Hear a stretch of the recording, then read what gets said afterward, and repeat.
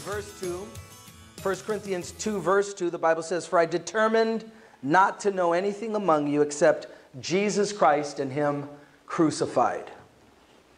When Paul would go into this city, he wanted to remind himself of what was going to transform this group of individuals.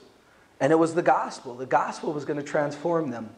And so we need to be reminded that, guys, it's not a political ideology that's going to win this culture. It's not whether you're extremely conservative or extremely liberal.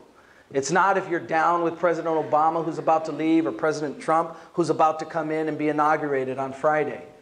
That's not going to work in this culture. What you're going to do is you're going to isolate people. What you're going to do is you're going to ostracize people.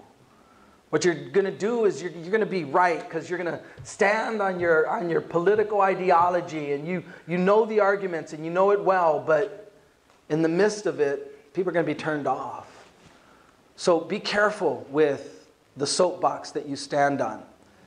My wife and I were watching TV this week, and I was reflecting at how liberal TV has gotten and how political TV has gotten. And I was just making a comment, and she said, it's their pulpit. It's their microphone. It's their gospel. And they're preaching it. And so may we never forget that our gospel is not political. God has not called us to save America. He has called us to save Americans. And that's gigantic.